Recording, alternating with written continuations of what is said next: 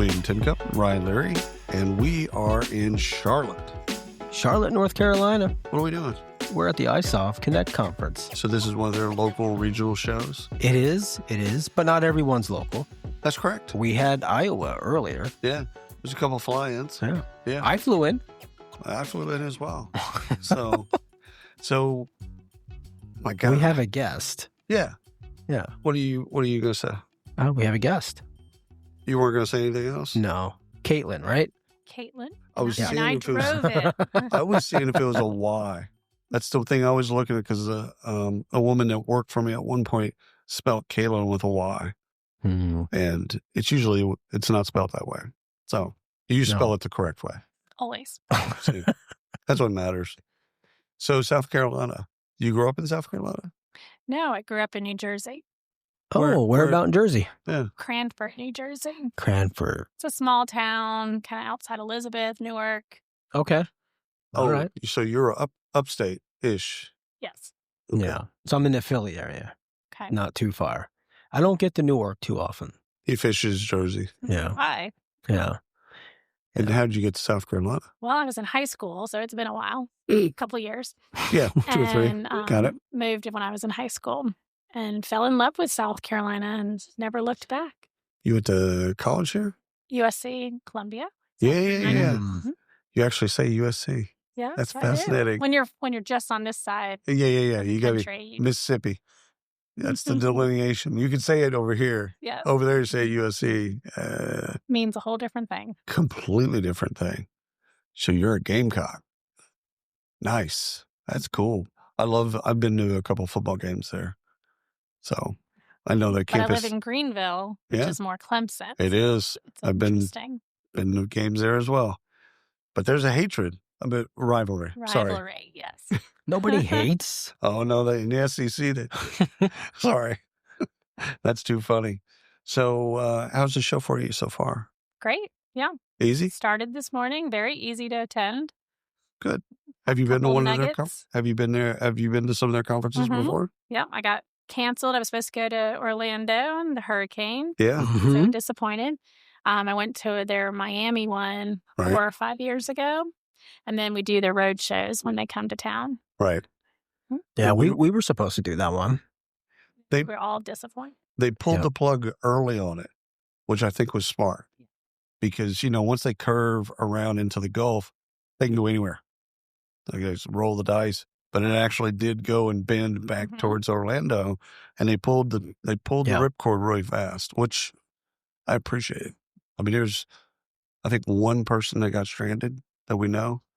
Because she was down there for a little bit. But I think she stayed in Disney. Yeah, she did. Well, they closed the park. Yeah.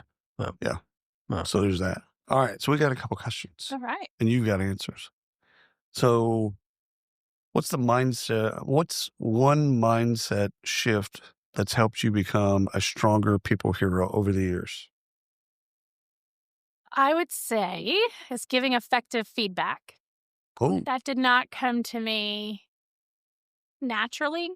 Right. I'm a people pleaser and I want everyone to like me. But I had to learn quickly My wife's like to that. hold people accountable, and you had to be honest and give them that feedback the right way. Yeah. So how do you determine what's the right way? I typically err with the side of how would I want to receive the feedback. Okay. That doesn't mean that works every time. 100%. No. But if I go in with good intentions and treat them and word it effectively, then it works. I think I want a T-shirt that says, "How do you like your feedback?" How do you like your feedback, baby? That's what he says. How do you like your feedback? When he says that, I know something's coming down. Well, because I built my own feedback model years ago. Okay. And again, feedback can only be positive or negative. There's no neutral feedback. And it's either solicited or unsolicited, meaning I either asked you or I didn't ask you. In those quadrants, that's, Boston Consulting Group 2x2, right? I like negative feedback from people I solicited. That makes sense. So I trust you enough. I don't want to hear positive feedback. I already knew that. I go, hey, you did well. Yeah, thanks. Waste of my time. So I want to know the things I didn't do well from people I respect. And, you know, I've always had, so that's the feedback model that I use, but I've always operated, which a lot of people do. It's not just me, but public praise, private criticism, right? Yep. So those, you know, basically, if you're going to give someone criticism privately, yeah, do it privately. Have enough respect for them and yourself to then just go, hey, can I talk to you? Then go and do that bit. So, yeah.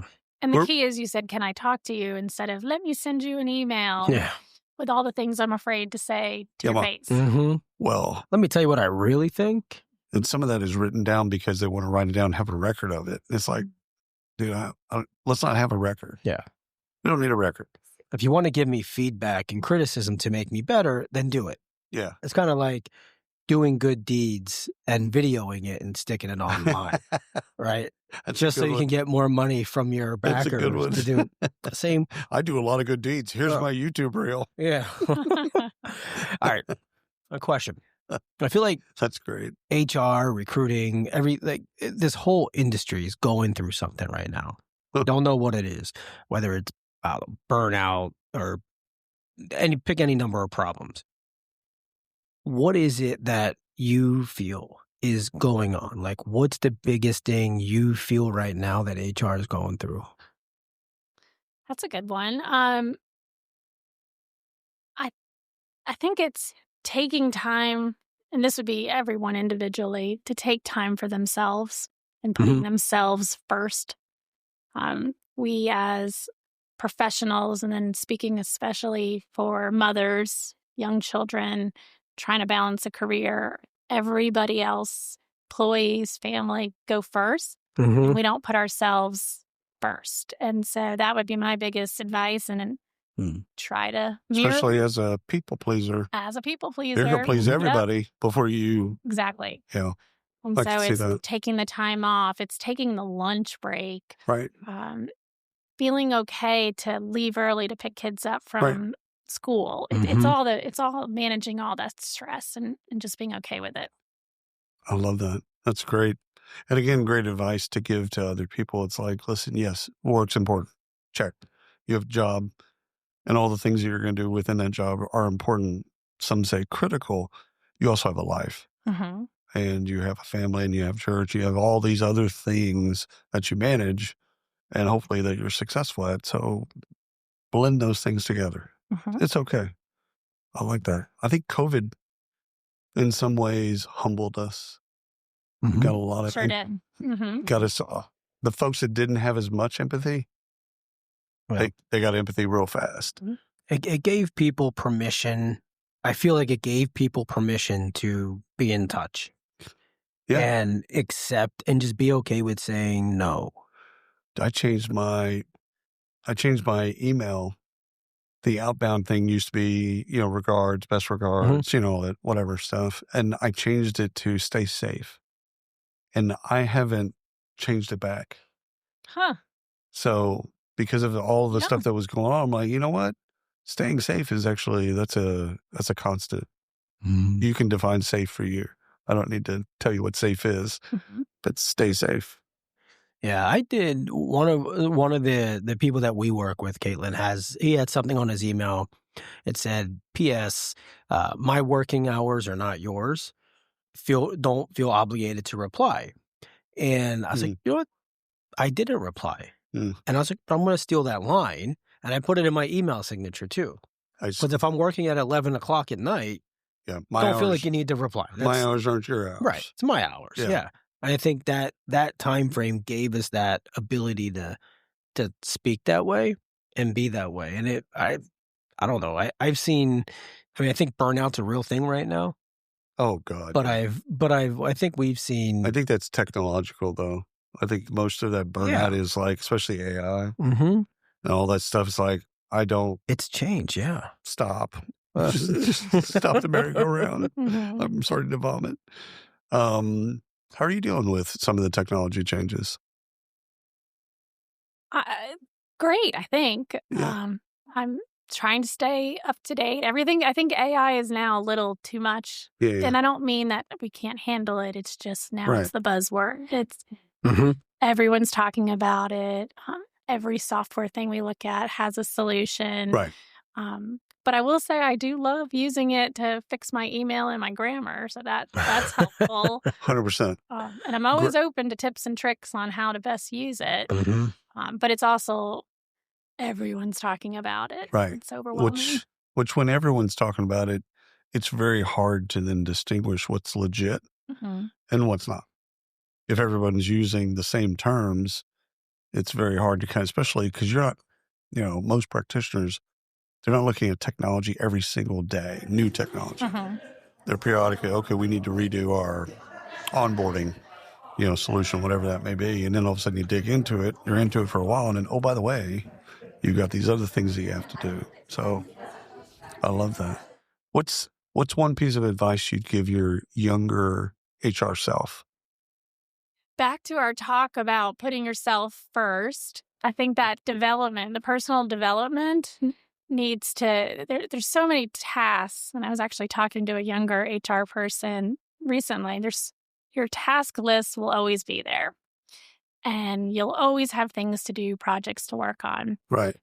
But you need to make time, if it's not every day, it's every week that you do professional development for yourself.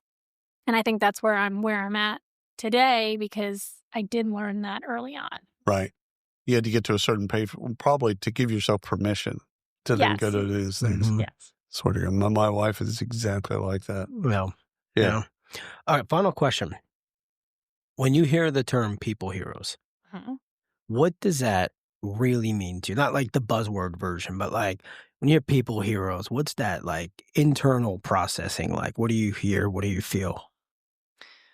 I mean, it's ultimately a helper. It's somebody with that giving personality, giving attitude, puts other people, helps them. And so the hero is somebody that can come in and save the day and fix problems for all of us. I like that. It's elevating.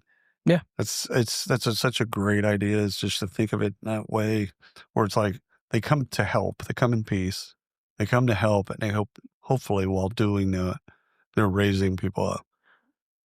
Yeah, that's awesome. You work at a credit union, yeah? I do, yes. Anything unique about credit union HR? I love it.